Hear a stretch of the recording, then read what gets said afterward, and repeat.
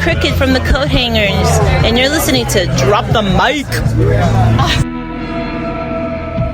It was a place where a man could start over, where a fortune could be made. They say every town has a story. Tombstone has a legend. Who is he? That's Wyatt Earp. Made a name for himself as a peace officer. I heard of you. I'm retired. You must be Doc Holliday. Are you retired too? Not me. I'm in my prime.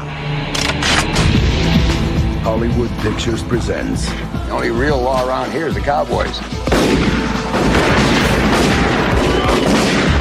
the story of Wyatt Earp. The first time in our lives we got a chance to stop wandering and finally be a family. Now this is trouble we don't need. If we're gonna have a future in this town, it's gotta have some law and order. What do you want, Ringo? I want your blood. I want your soul. I want them both right now. You shot your brother. Now the time has come for justice. Guess maybe you better swear me in. And he has to live up to his reputation. You got a fight coming.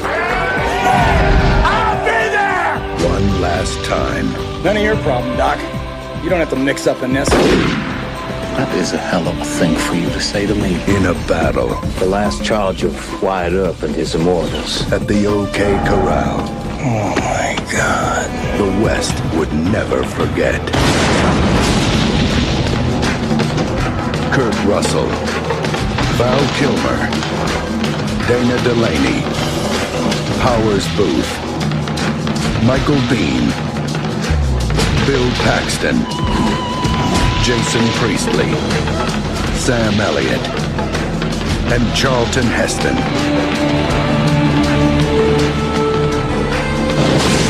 You tell them I'm coming, and hell's coming with me! Justice is coming to Tombstone.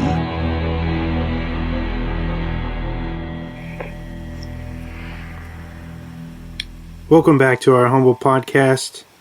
We are your hosts for the evening, Admiral Atlas, DJ Anaris, James Warney, Diego Luna, and I, the Swan. This is episode 161 in the town of Tombstone. Atlas and Anaris actually chose to revisit one of their favorite films this time around, the powerful early 90s Western, Tombstone. So what's up, guys? How's it going? Hey, what's up? What's going on, guys? Howdy, y'all. Also, real quick, before we get into the episode and the news bit, I wanted to say on air, happy birthday to our own Anaris. Happy birthday, bro! Thank you. Happy birthday! Hey, happy Thank you. birthday. Awesome. Hey, happy birthday! And now for a special news report. Brought to you by Drop the Mic. All right, James, kick us off with some news. Okay, so I don't know if any of you guys have seen the DC Universe series Swamp Thing. I know, Diego, you had DC Universe for a little bit.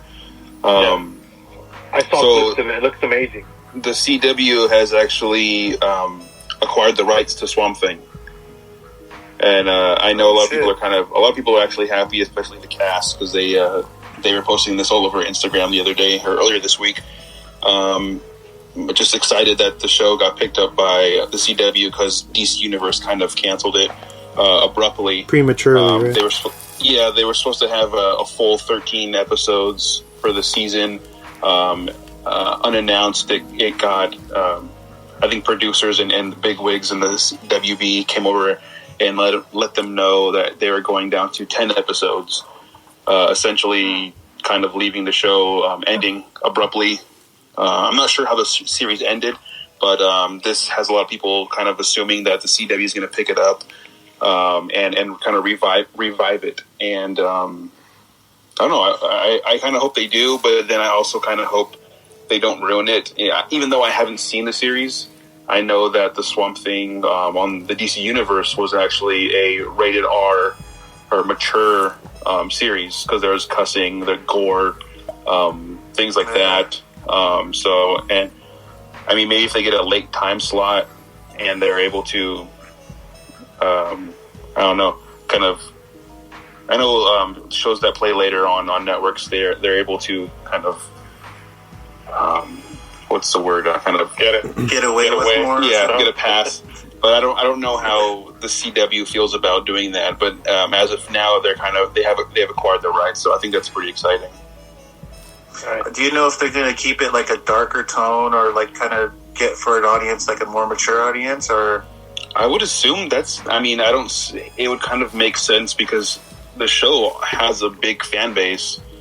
I don't know why you would change it up just because it's on the CW. I mean, yeah, you would kind of water down some of the violence. They're going to venom it, huh? Yeah, but hopefully it stays close to its roots. I know James Wan is excited because he actually produced it.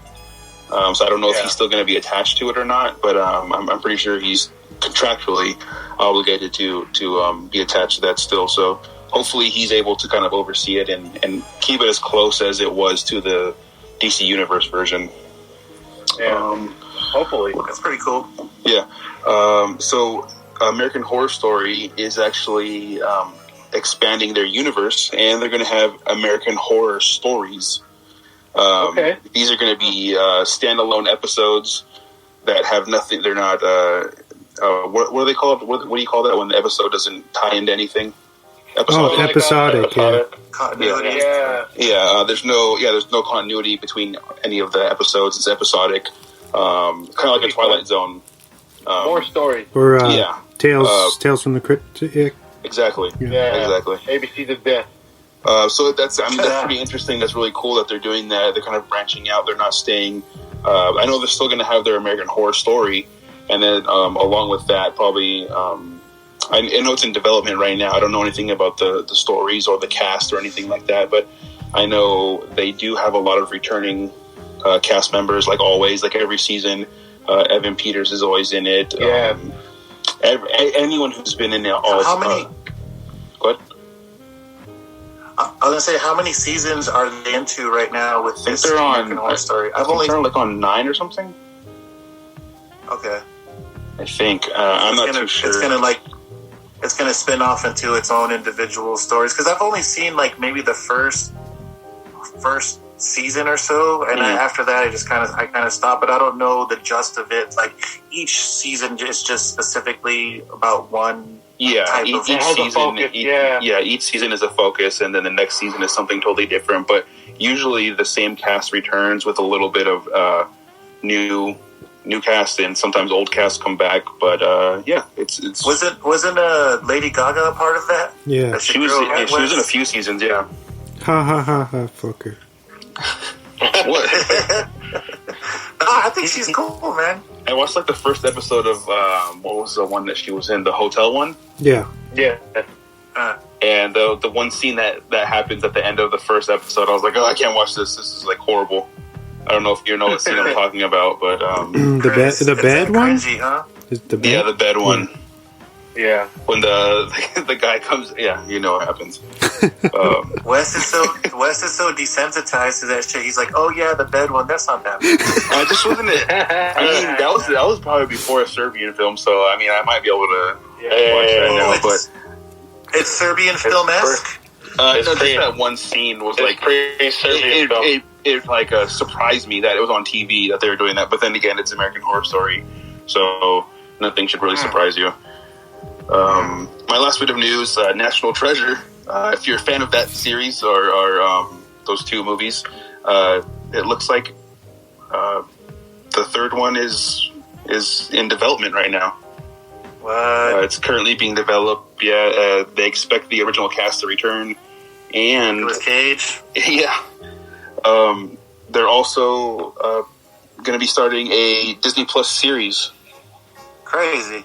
So there's gonna be a third movie and then a Disney Plus series. Is that gonna have people from the movie, or is it not gonna be? I think they're trying to simultaneously release them at the same time so that they're kind of I don't know, but I know they're trying to release them around the same time, and they're not too sure if they're gonna have cast come in between So, like, if Cage will come into the series or not, but it looks like they're trying to spark a new series, and kind of, I don't know if anyone even likes those movies, but I thought that was pretty interesting. I was about to ask. I liked the first one, but then I didn't even get into the second one, or maybe I saw it, but I don't even remember it. But I like the history aspect of it. It's really, I think that's really cool. But do we want a third one? I don't know. I don't know if anyone really wants a third one. I don't know if anyone really wants another Jumanji movie, but it's happening anyways. Oh, shots fired. It's happening anyways. Jumanji. I've only seen the second one, or the first one, whichever. The one with the first one with The Rock. The way this year is going, 2020, we are in Jumanji, dude. You hear about those fucking murder hornets? Oh yeah, the hornets coming from the African ones. They're Asia, from Asia. Asian. Okay, Japan, I think. That's crazy though. It migrated all the way over here. That's Jumanji. Someone rolled a 2. No, they cheated, man. All right, that's it for my news. Awesome. Cool. Do you want me to go next? You go next. I'll go next. I just have a couple things.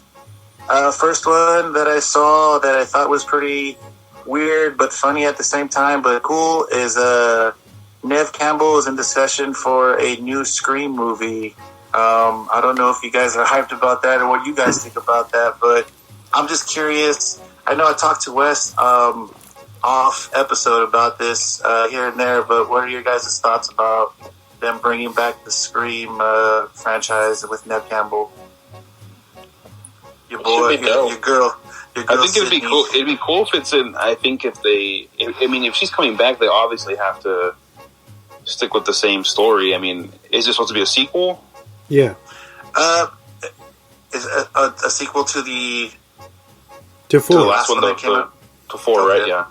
Okay, yeah. I mean, if they're staying in continuity with that, then I'm all for it. If they can keep it going, keep it interesting. The 4th one I thought was actually pretty good. I know. So this would be the fifth altogether. Yeah.